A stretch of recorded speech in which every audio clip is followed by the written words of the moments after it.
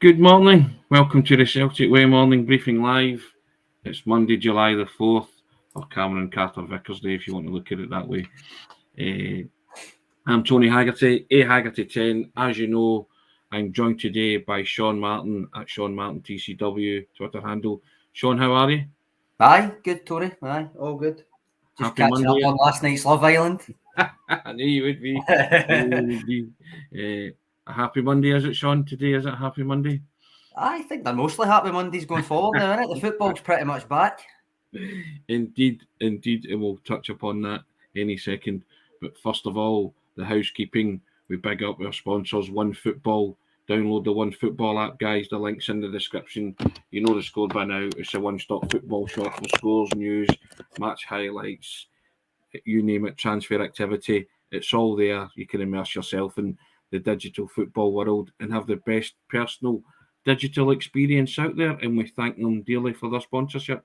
Thank you, One Football. And as you see running along the bottom, you can subscribe. Hit that subscribe button. £3 for 3 months. Another deal. www.celticway.co.uk/subscribe.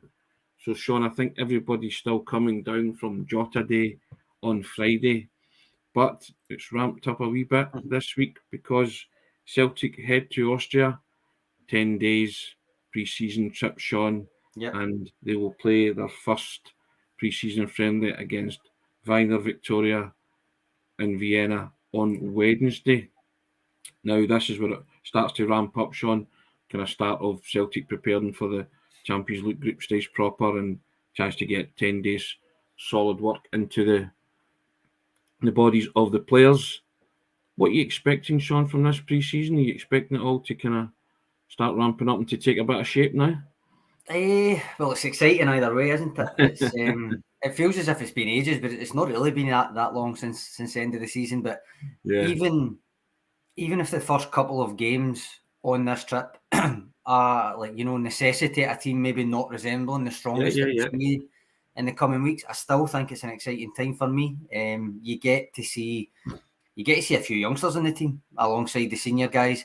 You get to see the progress the team is making as the pre-season weeks go on. And especially with a manager like Ange Postecoglou, you'll be able to see it more clearly tactically, I think, as well. Yeah. Sean, let's compare and contrast this point last pre-season to this point this pre-season. It is genuinely night and day, isn't it? It is. It couldn't be any more different, Tony, to be honest. You think I was saying there about youngsters getting to see them in pre-season. You got to see a couple of them in the first competitive game because there was no other players there. Now, obviously, it worked out for instance, Anthony Ralston. It wasn't a kind of coherent, cohesive kind of plan for pre-season last year because of the managerial situation and stuff. Now it's going to take. I mean, a couple of them will get their chances in pre-season, but it's going to take something special to actually force their way into the squad. There won't be chances given because of the state of the squad. It will be on merit now. Yes, indeed. Now, what are you looking forward to most, Sean, this pre-season, or are you just looking forward to seeing them back out there on the park and doing the business? I think so, aye. But I mean, there's two things from the kind of trip to Austria I'll be kind of looking for. Well, three maybe, but first off is that the kind of youngsters thing. I think that's always something you look for in pre-season. They'll get some game time. Some will impress. I think the narrative with that, though, for me, is mostly that for some, pre-season is about making sure that you're up to speed fitness-wise. You get your match sharpness up for the season ahead, that kind of thing. But those are usually the players who know they'll be in the team or at least in the squad. There will be a few who could play themselves into staying at Celtic for the first half of the season rather than going out on loan. And that's arguably the most interesting subplot for me, who those players are that play themselves into that. Yes, indeed. Now, I always think pre-season's it's always interesting for new players coming in, Sean, and getting them bedded in. There's a real sense of continuity there with Celtic. I think a lot of eyes will be on Bernabei if he plays any of these friendlies, but it's just that familiarity with Jota and Cameron Carter Vickers that you just hope that it's seamless, don't you? It is. I mean, what did I say the other day when we were talking about Jota? Security is underrated. The kind of, I mean, let's not beat about the bush, but they have strengthened. It's not for debate that signing players who weren't your players is strengthening, right? But that overall security that I was going on about on Friday, about the length of contract that Carter Vickers and Jota have been tied down to, specifically Jota, I'm still gobsmacked that it's 2027, even though it's, yes, an extra year option in 2026, but it's still a remarkable signing to do it for that long.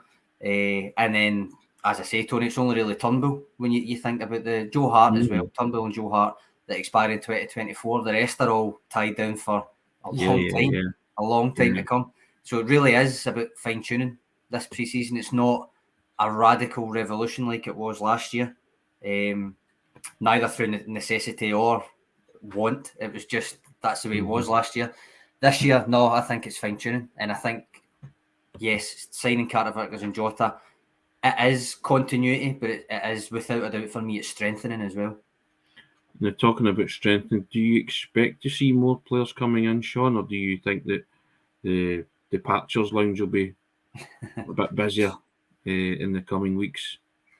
I think the departures lounge will be busier. I still expect a couple to come in, but I think it's now Barkas really. I realise that Celtic have lost Tom Rogic and Beaton as well. You can't forget that. But in terms of the kind of names that you think they should really be looking towards the exit, there's still more of those in the squad than not. So I think we'll both say that we expected a good few arrivals, but we did expect a lot of exits as well, a lot of departures. Max Stark comes in with a highly optimistic comment, Sean, there. We're a Vinicius Souza away from winning the Champions League. I love optimism. That's a happy Monday if ever there was one. There's divided opinions on Albion Ayeti in the comments, I noticed. I saw that. I want him out the door. He's rotten. But David Bradley saying I want to see him to see if fans can get something out of him. The thing with that is, and I don't disagree that there is a goal scorer in there. I just don't think it's going to be with Celtic. I think that, David, that's the sentiment I had last summer. So it's really, do you give him another summer, or do you accept that he's been pushed so far down the pecking order, given what Celtic paid for him, that potentially it is better to get him out sooner rather than later? You can see it both ways. Lots of comment as well about Bosun Lowell. Sean, you were talking about will be a young player getting their opportunity, and Bosun Lowell. Yeah, is that Daisy in support of his inclusion? That's the Daisy Rascal living up to her name, as you can hear in the background. That was a death stare that you gave her there, Tony. She is right there, so yeah. And leaving today to go to her forever home. So Foster Daddy will miss her, but I won't miss her misbehaving like that. Thank goodness she's away downstairs. I'm just surprised she's not set my dog off, to be honest with you. But yes, indeed. Shut that door, right. And as we say, we're back in the room. I'm getting it. Is that Hoopy's nephew in the background? Indeed. Niece it would be. But there you go. Get down, shit. Sorry about that. She's always there and she never makes a sound. Famous last words on the day she's leaving the house. Marvellous. Now, yes, we're talking about Bosun Lowell and Albion Ajeti there. You're saying you don't necessarily disagree that Ajeti will prove himself to be a goal scorer, but not necessarily with Celtic, yeah? Yeah, basically, and I mean, David makes a good point that there obviously is a player in there. I think that was that comment about seeing if fans can get a tune out of him. Basically, I think that's too similar to what we were saying last summer. So a year on, I think it's probably I'm edging towards the see if there's any suitors type situation. Yes, indeed. But I wouldn't be dissuaded from that either, Sean. But I think the Lowell, Lowell is an interesting one. I might like to see him to see what he brings to the table. Yes, I've just read William Lamont's comment. Tony sort that words up. It looks like a stall down the bar, down the bars, man. To give it its indeed. That's the way I like it. No problem. It's a tidy mess, William. I know where everything is. It's all good, even if others are not too enamoured with it. But I know what's happening. But yeah, I mean, I touched upon a player a minute ago when we were talking about players coming in. Cameron Carter-Vickers, Sean. Yep. Now, today on the site, and you'll put up the link, Eric Wijnaldum has spoken in glowing terms about Cameron Carter-Vickers, and he sees him as being a mainstay for the US men's national team for the World Cup. He reckons he's the piece in the final piece in the jigsaw that they need. And it was terrific to speak to a USA legend, national men's team legend, and he was very kind with his time. And Sean's put the link in. Guys, have a read. It's very interesting. But yeah, Cameron Carter-Vickers, lots of people were saying he was more vital than Jota if you were going to sign one out of the two. It fluctuated between both of them at certain points in the season, but to bring both in is fantastic. And he is one now that I expect to just his trajectory just to go on the upward rise, Sean. I agree. I mean, Tony, he won our inaugural TCW Player of the Season award, so why would he not come back for more? He did. He did indeed. Nah, it was a colossus last season, and I think surprised not only the critics that Eric Wijnaldum told you about, but potentially surprised a lot of fans and observers up here who knew he was decent but didn't realise just how good he'd be. I think under Ange Postecoglou, I think he displayed more of a passing eye than I expected. And I look forward to seeing how that'll improve now he's here permanently. And remember, like Jota, this is the first pre-season in years where Cameron Carter-Vickers is going to know for a fact that he's with the same team he's starting it with. Yeah, he's settled. Yeah, I mean, that word settled, that means a lot. And that notion of finally settling somewhere after so many loan spells all around the UK is something he specifically mentioned himself as a factor in his decision-making this summer. It's also something Wijnaldum told you he thinks is apparent when watching him from afar, that he's found somewhere that he can consider a home. And I think you saw that in his play last year. It all bodes so well. He's got that wonderful goal at the end of November, Sean, hasn't he? Yep. The World Cup and, consistency of performance. I'm sure he will be named in the squad. Eric Wijnaldum's convinced he'll be named in the squad, but just that extra wee spurt, if you needed it, for Cameron Carter-Vickers to impress, and then if there's a good Champions League competition, then it becomes a no-brainer, really, doesn't it?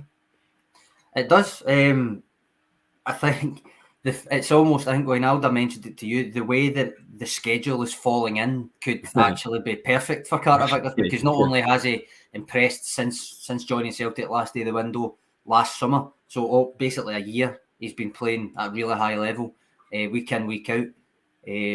But on top of that, the schedule for this season just starting, assuming touchwood all injury concerns, none of that kind of stuff hits him, then he'll be presumably playing at that level again, extending that run, and has the chance to impress on the Champions League stage. So there's a full group stage campaign going to be done before the World Cup. So there'll be no excuses for not picking him for the American squad if he's playing the way that he can play and plays it in the Champions League and stuff. Totally agree. Because arguably the most interesting part of that Wijnaldum interview, Tony, is when he says to you that you've got to remember there's still MLS players. There's quite a few MLS players actually getting into the American squad, and ultimately the level of intensity, even though it is a better league than it was, it's always improving. Wijnaldum himself says there is no match for that intensity that can come with playing week in, week out for Celtic. The intensity and the expectation, you open yourself up to a world of pressure that they just won't have in the MLS, that his teammates that play there won't have. It's a cracking interview. It's really interesting, and I would advise or urge all the viewers and the listeners to have a wee read at it. It's quite interesting to me, and I think you'll enjoy it as well, because he makes a lot of salient points, does Eric Wijnaldum. And I'll throw this to you, Sean, because you seem to be... Do you think Henrik will be trying to persuade his son to join Celtic and get some valuable coaching under Ange to develop his game? Only because we're stressed that it's 2-2. People are putting 2 and 2 together because Jordan Larsson was made available on a free transfer last week from cancelled his contract with Spartak Moscow. We spoke about it last week, but still a lot of Celtic supporters would be keen on seeing him coming in. Sean? Well, it is. I think it's important that we point out this isn't a link. It's not a report. It's not a report. It is a link. It's just simply the fact that it's Jordan Larsson. But if you ask me if it makes sense, I do think it makes sense. we obviously put out a daily newsletter now every weekday. I wrote, it includes a topical comment piece, by the way, if you want to subscribe to it. But I wrote mine last week on Jordan Larson, and just basically did it in the form of a checklist. And I kind of presented the it. Link. You can put the link up to that, Sean. I will. I'll put the link up to it. But I kind of presented it to use last week as well. Yeah. And the only real things were potentially a wages kind of issue. He'd have been on quite good money at Spartak, not necessarily going to come in as a first choice, and that the kind of things that can play havoc with that. But the fact that there's no transfer fee, his age, the only other negative was the pressure of being Henrik Larsson's son. Now, as I say, this isn't a report. There's nothing to suggest that Celtic are actually in for him. But for me, it does make sense. I think he would suit Ange. I think he would improve under Ange as well. Yeah. As for whether Henrik himself is going to be persuading him to go, I don't know. I don't know if that's the kind of thing you foist upon someone. Well, there's a nice comment from Strachan's laptop. Thanks very much. The Celtic Way newsletter is good, recommended. Thank you. That's also saw another one earlier on, just in general about the site, enjoying the site and stuff. I'd like to see those stuff. I'd like to see that. You. That's really kind, guys. We're always humbled by that, and we've said before, we've built a wee community here, and long may it continue to thrive and prosper. And we enjoy it. We enjoy interacting with you guys as well. We enjoy the comments. We try and read as many out. We like healthy debate, and we don't take life that serious. Take our club seriously, but we certainly don't take ourselves seriously. And kind of come on and have a laugh as well now and again. Isn't that right, Sean? Yeah. When we're not watching Love Island and discussing Wobbles and stuff like that, you know. So now, Sean, I wanted to say something about the weekend where opinion was totally and utterly polarised. You know what's coming? Yes. It's the new Celtic home kit. A winner for you, Sean? Or not? Yeah, I must come across like a right grump about these kit releases, right? But again, I'm not a big fan, Tony. I thought when I saw the kind of leak, because these things always tend to get leaked now, I thought the main thing that I'd moan about was the pattern in the green hoops. Yeah. But it's actually not. Now that I see that, I don't actually mind that part of it. It's the silver. I just don't really like the silver Adidas stripes. I don't like the badge above, the star above the badge, is silver. I think it should always be gold. It's not a Super Cup or a second place finish it's referring to. I think the silver kind of clashes with the gold on the Daffabet logo. There's different size hoops that kind of jars as well. I don't know, maybe I come across as a grump about the kits because I am in fact a grump, but no, I don't particularly like it. I engaged with a lot of supporters over social media on Saturday, and it was a real mixed bag of opinions, some for it, some against it. You know, lots of people calling it a belter, other people calling it bogging, you know, that kind of thing. And I was always with the Bertie Auld on this one. You know, they might look the part, or it might look, but can they play? That's all it is. It doesn't really matter what Celtic wear. Can they play? And you know, you take I'm a traditionalist when it comes to the hoops. The hoops for me sacrosanct. I would have as closest to a Lisbon Lions strip as you can get it, and maybe the badge, and that would be it, and a gold star. But I know sponsors have to put their mitts on it and do their thing with it. But silver on the kit for the team. Yeah, the gold star for me as well. That defines the modern day Celtic. Really, we've spoken about this before, but as I say, I don't really care what they wear as long as they're a winning team. It's not something that I'm greatly disapprove of. But I was kind of looking at it and I thought it's not for me. But you know my thoughts on kits anyway. I'm a 50-year-old and grown man, or nearly grown man. I don't wear football kits, but each to their own. And if people want to buy it, great, wear it. Wish you health to wear it. And if you love it, great. But I think that kit, as you say, Sean, with the silver's a bit of a Marmite kit, isn't it? Even the comments are quite divisive in the comments and stuff. I think I'm kind of inclined to agree with Retro Celtic. Celtic kits are like buses. If you don't like this one, you can get the next one because it's every single season now, isn't it? So and lots of fans were saying that they prefer the away kit. I don't particularly like that either, Tony. The worst thing for me, and I realise there's maybe placing too much stock in the kits and stuff, But I think the best kits, I actually like last season's away kits as well, but I think the best kits of the last few years were actually the season that probably everybody wants to forget, the season 1920, but 2021. But it's neither here nor there. I like Paul Martin's comment here. Didn't notice the Champions League trophy was gold. The only thing I'd say to that is Paul, Celtic didn't win the Champions League. They won the European Cup. Yeah, there you go. And Kevin Ferrer comes in. Tony just wears green. A lot of green in that wardrobe, Kevin. You're right. One day you might get to see that. If Celtic win away in the Champions League, I've promised to throw open the doors of the wardrobe. Silver, someone's BACC silver equals silverware. I know. I'm being a grump. I know I'm being a grump, Tony. But that's just a lot of people were pointing that out to me Saturday, and I got the subtle nuances of it. I know why. And someone said I've researched this and gave me a big spiel about it, and I was like, yeah, I was perfectly aware of it. I just, you're allowed an opinion on a kit. You either like it or you don't. You'll either buy it or you won't. And someone asked me, would I buy it? And my answer was, I will buy it as gifts, but I won't buy it for myself. So that's basically it. So that's fair enough.